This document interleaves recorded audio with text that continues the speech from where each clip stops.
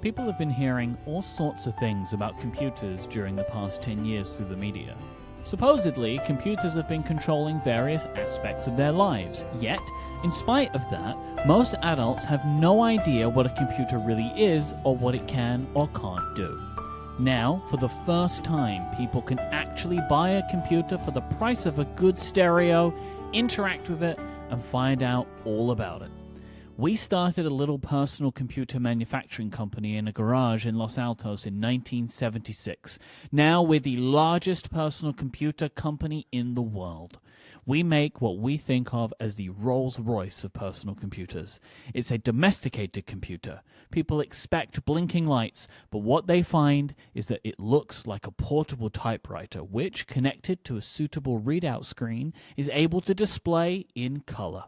There's a feedback it gives to people who use it, and the enthusiasm of the users is tremendous.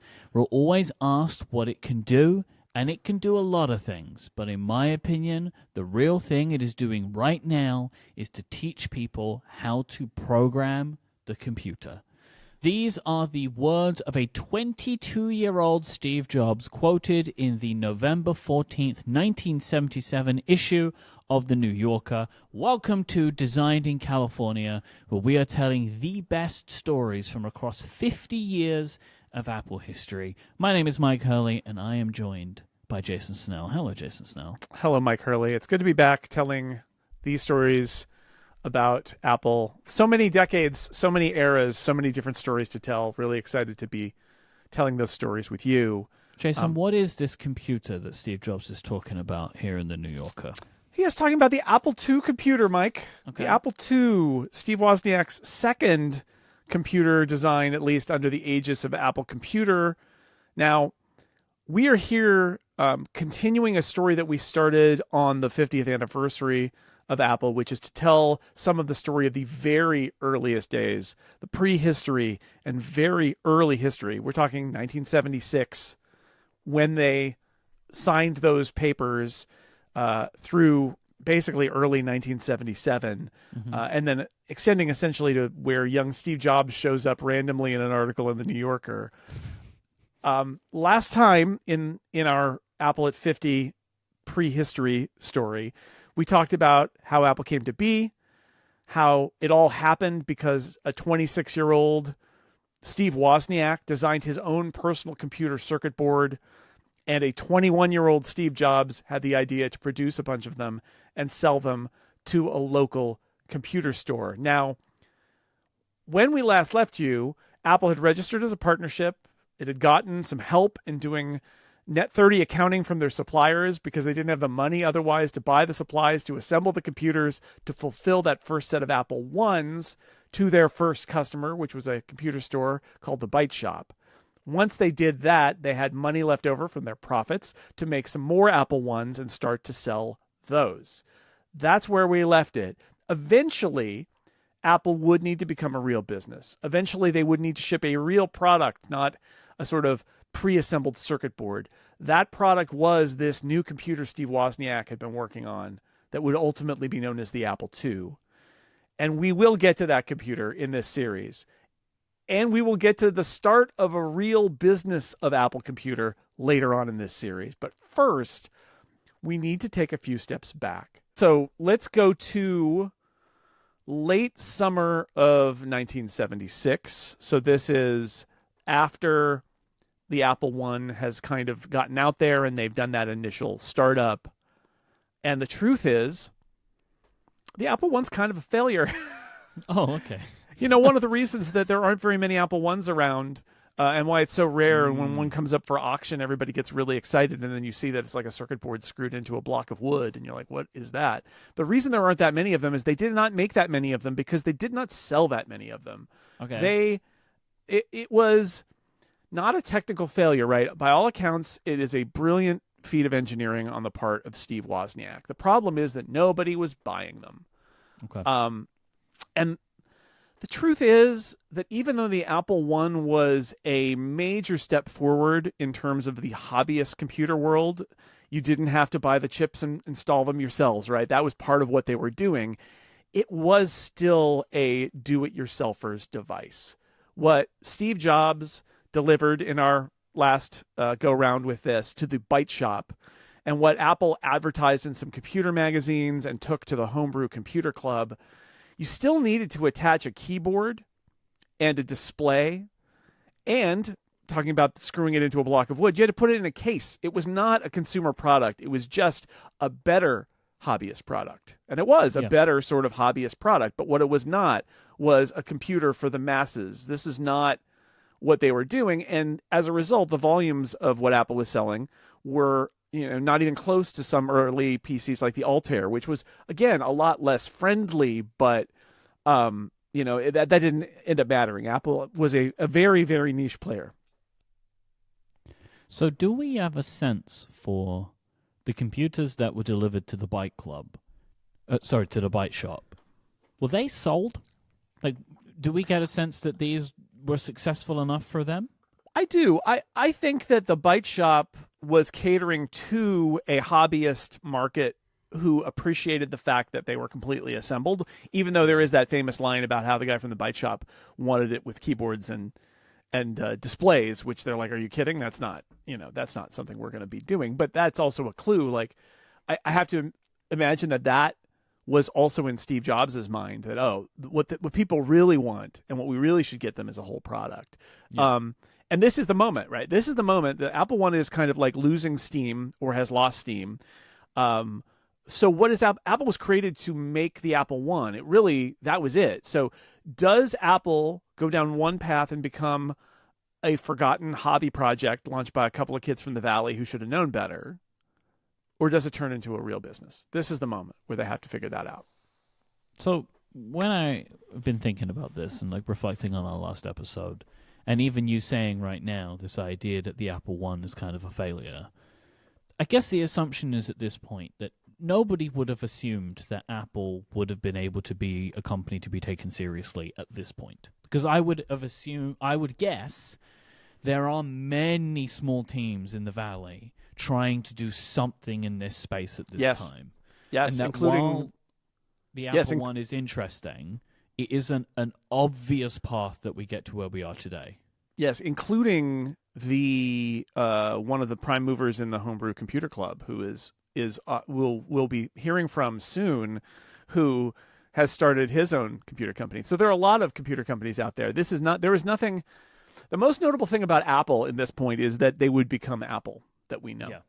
But at this point, I just can't. This is going to come back again and again, Mike, in this series, which is it's a couple of kids and their friends making technology things in one of the kids' parents' garage. We are only talking about this because of who they became, right, not because what they were doing at this exact point was really that notable. Yeah, well, it's very formative for where they go, and they are doing things technically that are going to be the reason they lift off. Right, but they're not quite there yet. The combination, the alchemy between Steve Jobs and Steve Wozniak is going to launch them on that path. But at this moment, I guess what I could say is there's a path here where Apple just ends right now. That's like, well, we had fun, didn't we? We sold those things and made a little bit of money. But that's not what happens. So part of this is the creative drive of Steve Wozniak. We often think so linearly about this, where it's like, well, they made the Apple One and they sold the Apple One. And then there's this idea and they did that for a while, and then they stopped and said, well, I guess what comes next? Apple II, I guess. Let's do that. And that's not what happened. Steve Wozniak designs the Apple One, setting off everything we talked about in our last episode. He's not sitting still. He knows all of the limitations of the Apple One, and he wants to make his next computer. So he's already working on what will become the Apple II. He has been counting all the ways that he can make a better computer than that first computer that he designed. That would be the basis of a new product from Apple. Yeah. The problem is they're going to need money, right? They're going to need money because they've already had this issue with the Apple One to get enough money to make them and a 30-day net at the technology supplier in order to get it to work, all of that. And keep in mind that they're only this far because Steve Jobs sold his van and Steve Wozniak sold his HP calculator. And even then they had to use the net 30-day credit policy from their supplier. So, they don't have money. They don't have money. So what are they going to do to build a real consumer product instead of just a hobbyist gadget, they're going to need serious investment and a business plan, and probably a lot more discipline than you might expect from a couple of 20-somethings and their friends who are assembling computers in a garage, right? Like, probably you need to do that. Or, alternatively, you could just sell the company and provide the technology for a more established company with a ready-made hit new personal computer. You could do that. You could sell it, which they tried. Yep. And they failed to do that. So in our last set, we talked about Mike Markkula, who is 34. He seems like the wise old man, right? And compared to Jobs and Wozniak, he is the wise old man, but he's only 34. But he made enough money at a couple previous tech companies to retire. But, he's 34. What's he going to do next? He's got all the money. He likes messing around in Silicon Valley. He enjoys advising other up-and-coming industry types, and the two Steves, Jobs and Wozniak, are people he's going to help. So he's only going to eventually help transform Apple from a hobby into a business when we get there. But I want to be clear, the reason that Mike Markkula comes into the scene and helps make Apple what it is going to be is because Steve Jobs is trying to sell Apple to anyone who might buy it. That this is the other path. We can make a computer. Surely a large company with lots of money will give us money, take our technology, and then help us build the next personal computer. That's the big idea that Steve Jobs has, is, can I take this little Apple thing that we did, this hobby, and sell it? That's the plan. So Jobs is going around the valley. He's trying to sell Apple to the highest, middlest, or lowest bidder, I guess. And that's how Markkula comes into the picture. Yeah, this thing becomes on the table. It all will lead to Mike Markkula. But just putting in the context, Mike Markkula is always like, oh, well, and then he invested in Apple and got them a credit line, and then everything worked out. And the truth is, it only happened because they were trying to just sell out. And that didn't work, so they had to do Apple instead. No, I actually didn't know about that. I didn't know, because I guess it's not in the it's not in the condensed histories that people tell now, that Apple was essentially trying to be sold for parts. One of the things we're trying to do with this show is tell these stories, and I hope that we are unflattening some of the history, because there is a simple, flat history of Apple that skips over a lot of these twists and turns that we're trying to get across here that are part of the actual story. The story is, much as with any history, it's much more complicated and messy than the simple version that you might have heard. And this is definitely an example of a path almost taken. That literally, if Steve Jobs had gotten his way, they would have sold off Apple to somebody and they wouldn't have had to worry about it ever again. But that didn't happen. Hello, everybody. I hope you're enjoying this first preview episode of Designed in California. If you're enjoying this, you should go back to the Kickstarter campaign at design.fm. Thank you so much if you have. So many of you have, in fact, that we're now going to be doing 50 episodes of this show for its first year. Essentially, Designed in California will be a weekly podcast when it launches later on this year. So thank you so much to all of you that have. We have been blown away by the support.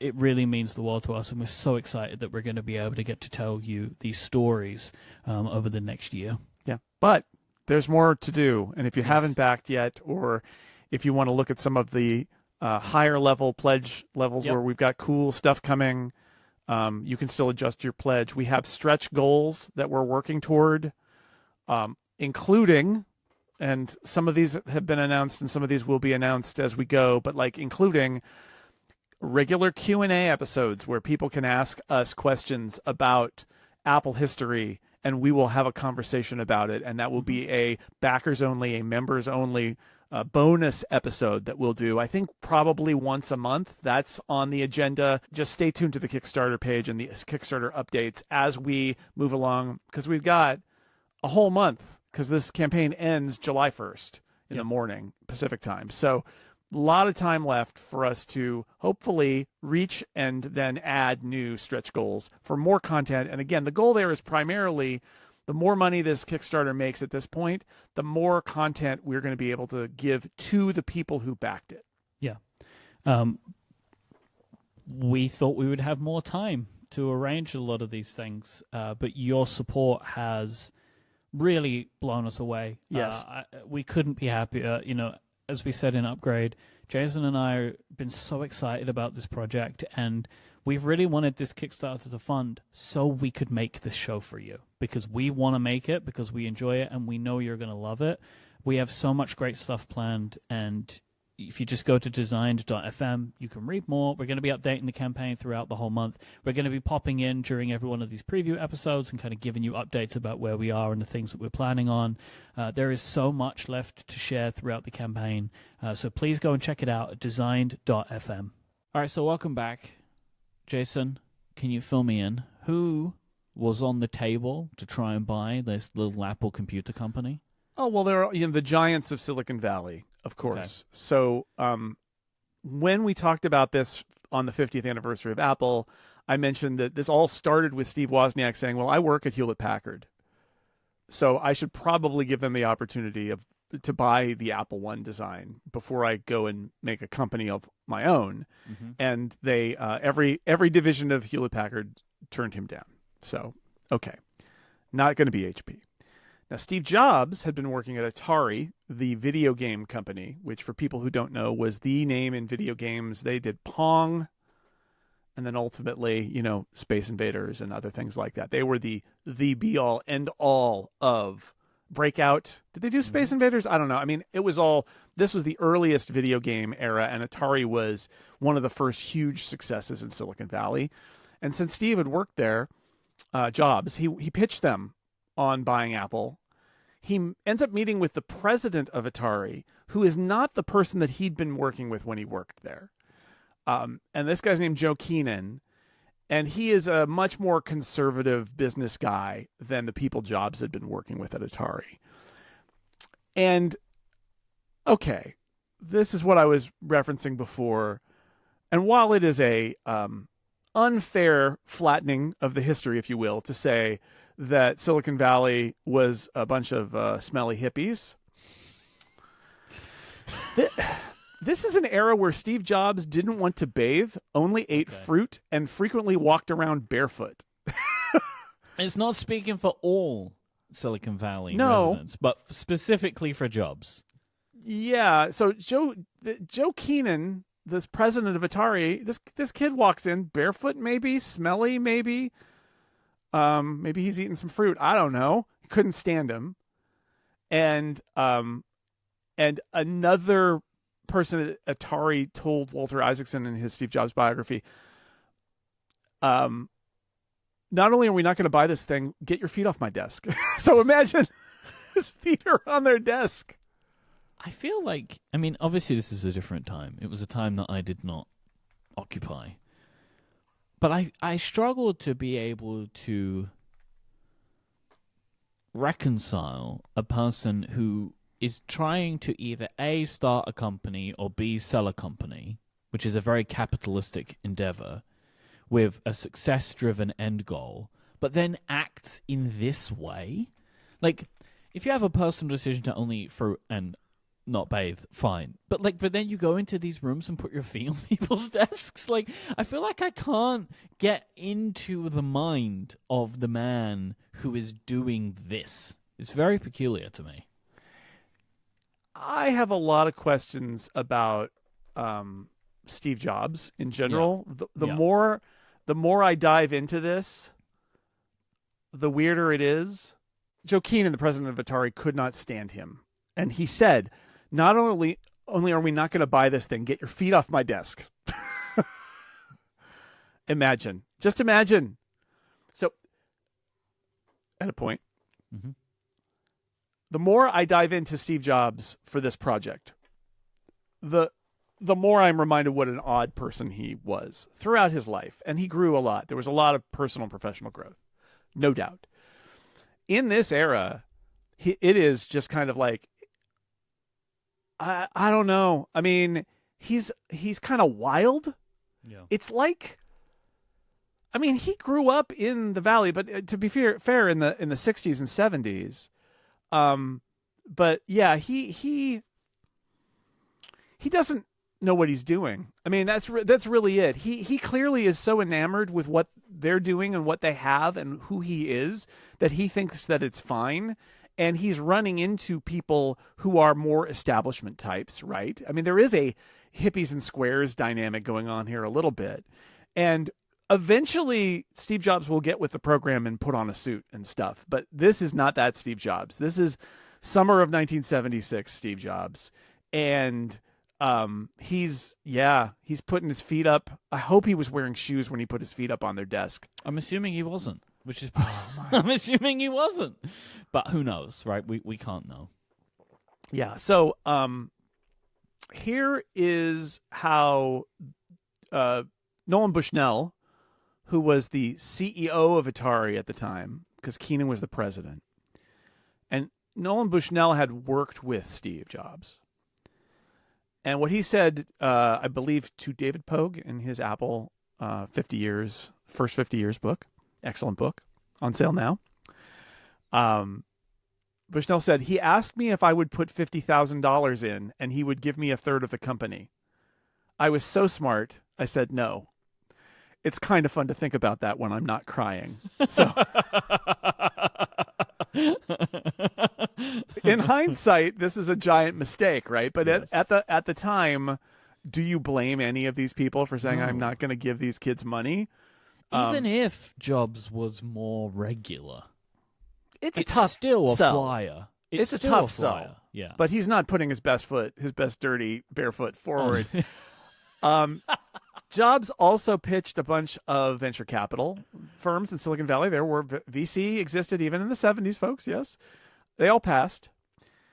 What next? Steve Jobs, like, who will buy this Apple computer from me? He heard that there was a company that was big in electronic calculators. So before there were computers, there were calculators. So people were using electronics to build calculators, or adding machines, sometimes they were called, which I think is a hilarious They never term. subtracted. They only added. You added backward to get the subtraction there. Interesting. It was Commodore Business Machines, the name of the calculator maker. He had heard that they were interested in getting in the personal computer game, and they had an office in Silicon Valley in Santa Clara. So there was a possibility there. Let me stop you for a moment now and tell you about Commodore Business Machines, a company that people now know, if they know them at all, as the makers of the Commodore 64, right? That was their hit computer product in the 80s. There are a lot of our friends who are children of the C64 and love it and had it and played games on it. And that was Commodore to them. This is before that. Commodore is a little shady, I'm going to say. Maybe a lot shady. I've been really excited to talk about this part. So Michael S. Malone wrote a book called Infinite Loop that I think is out of print now, but it's a great book about Apple. And he refers to Commodore as registered in the Bahamas, incorporated in Canada, lists its headquarters as Santa Clara, and at times appeared to be run out of Norristown, Pennsylvania. This is just normal stuff that you do Yep. when you have a regular business on the up and up. Perfectly normal business. Just regular, smooth stuff. Yeah. Well, because it's so normal, you will not be surprised by the other totally normal stuff that happened at Commodore. Like a decade earlier, its chairman had died under suspicious circumstances while under investigation for defrauding investors. Perfectly normal. But it had become a major player in adding machines and calculators, led by their CEO, a person who has the most main character energy of maybe anybody ever. Right. A guy named Jack Tramiel. Okay. Jack Tramiel was Polish. He was a survivor of Auschwitz. After being rescued from a Nazi labor camp, he emigrated to the U.S. He learned how to repair office equipment, including typewriters, and started a business.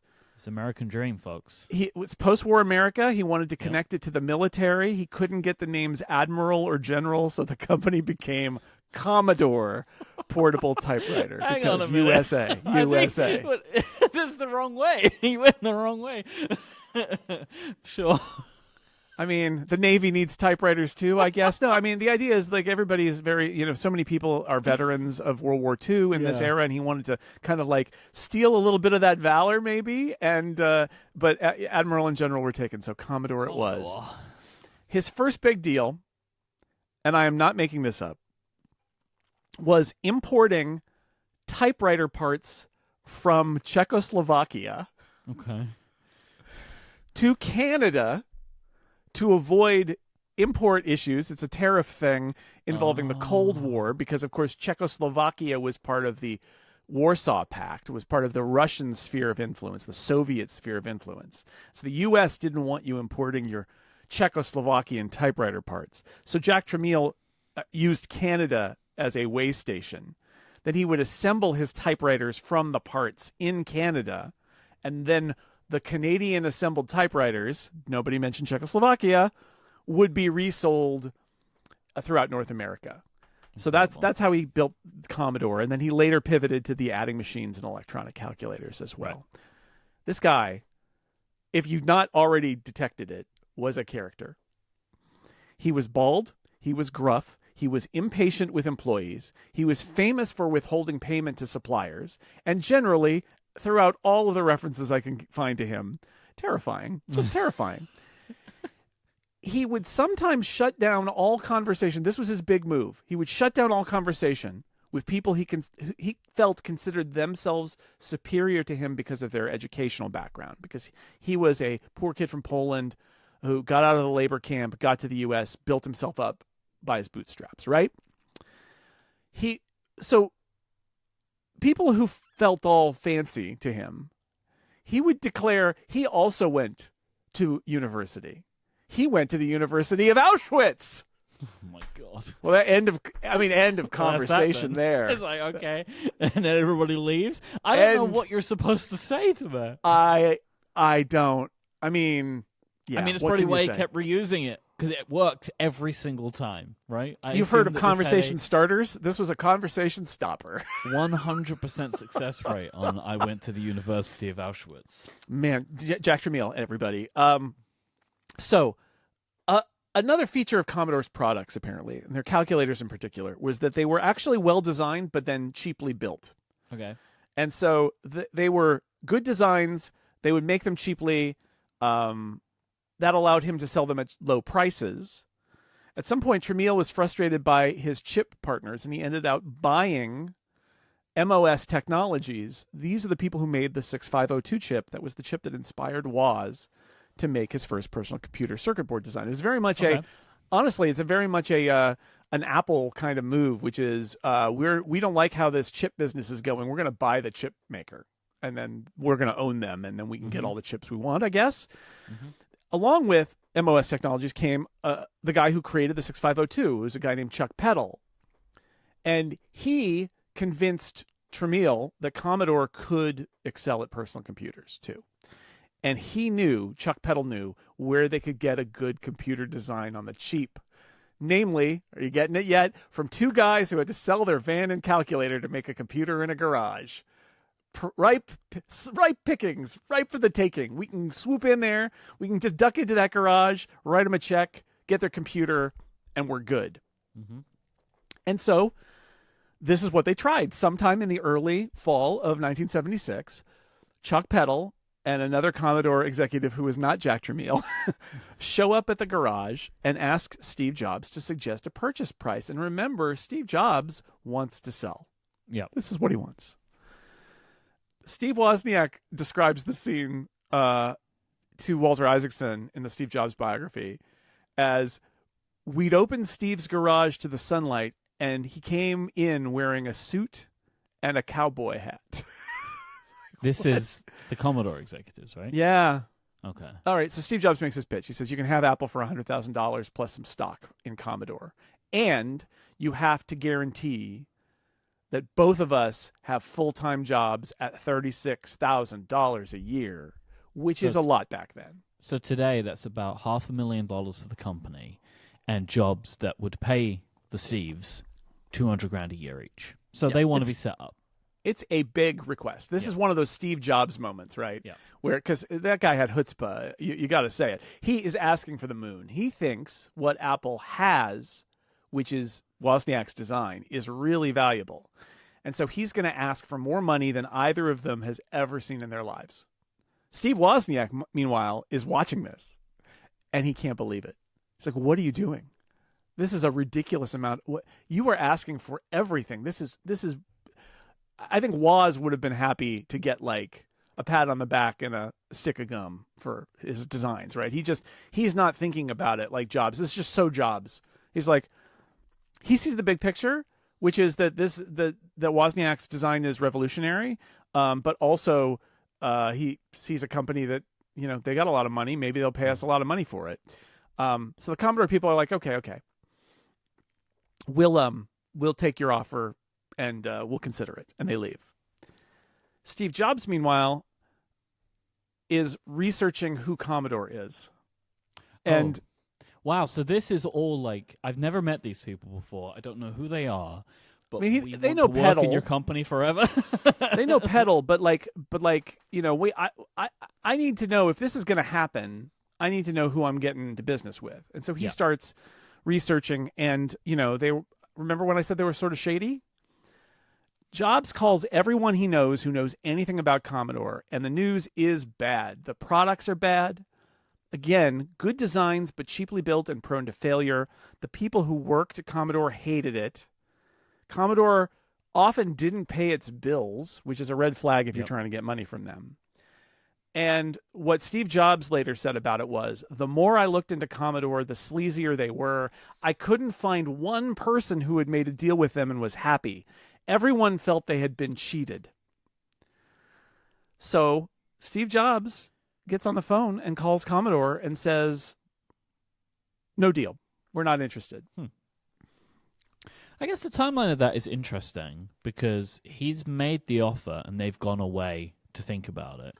Jobs has had enough time to do some research, and Commodore still hasn't said yes or no, which means that they were maybe considering it, maybe? Well, they weren't. Okay. While this is all going on, Jack okay. Tramiel, who was the CEO, was like, no. A Commodore exec who had been interested said they thought it was ridiculous to acquire two guys working out of a garage, which, fair. Despite the best efforts of Chuck Peddle and his cowboy hat, no deal. Instead, Commodore did what it always did, which it rushed out a cheaper, less impressive computer 9 months later called the Commodore PET. And what Woz said about this whole thing was, the PET kind of sickened me. This is what he said to Isaacson. They made a really crappy product by doing it so quick. They could have had Apple.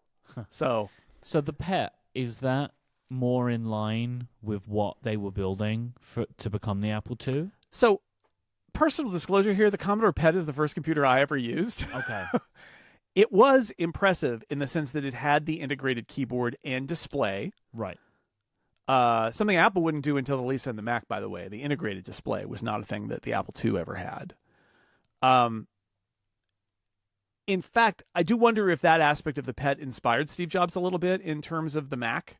The idea that it was an all-in-one in a way that the Apple II wasn't.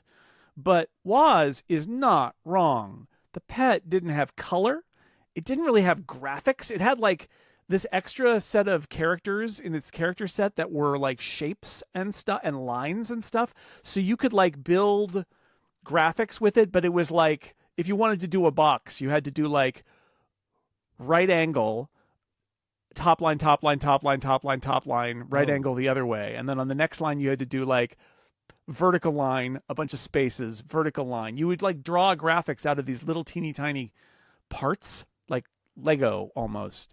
It was not graphics. You could fake it, but it was terrible. Yeah. It was like ASCII art, kind of, but with some extra characters. Eventually, Commodore did get there. They shipped the VIC-20 and the Commodore 64, neither of which had an integrated display, both of them attached to TV sets, basically. But they could have had that all with the Apple II, and that's, I think, what Steve Wozniak laments about this whole situation, is that Commodore had this right in front of them. The question, and this is super important for where we go next with this story, is Steve Jobs didn't wait to be told no by Commodore. Steve Jobs made an enormous request of Commodore that Steve Wozniak thought was beyond the pale. And then Steve Jobs said, forget about it. We're not interested. All while Woz looks along aghast.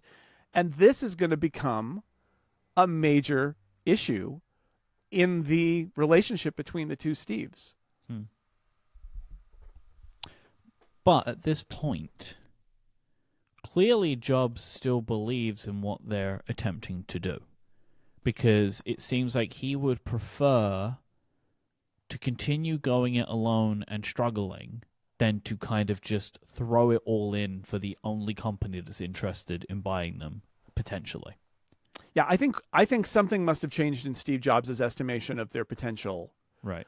at this point, because he could have made a lower request to Commodore out of the gate, and he didn't. And he felt confident in walking away before they could tell him no. Right. And that says something about how Steve Jobs feels about this. But keep in mind the dynamic here, which we will explore soon, which is Steve Wozniak is the engine that's creating the assets for this company, right? Yeah. He's the creator of the computer that they're going to make or sell. Steve Jobs is just like the front man, the hype man. And so when he's asking for all that money, you know, he's making decisions for Steve Wozniak on his behalf, essentially, because now they're a partnership. But Steve Wozniak, you know, is the one who's the motor driving this thing. And that dynamic is not comfortable. And the shenanigans with Commodore, I think, lead them down some darker paths. Well, you mentioned a hype man. You mentioned that Steve Jobs is a hype man. There are places where a hype man is necessary and needed. And we're actually going to talk about one of those places on our next episode, which is a computer fair in Atlantic City. Atlantic City, baby. Woo! Oh, no, it's the bad Atlantic City. Atlantic City, New Jersey. It's before the casinos were there, when it was just a rundown mess. But there was drama. There was drama and excitement in Atlantic City. And also we will discuss that in our next episode, as well as the increasing difficulties between the young Steve Jobs and Steve Wozniak as they try to create the partnership that will become Apple Computer Incorporated.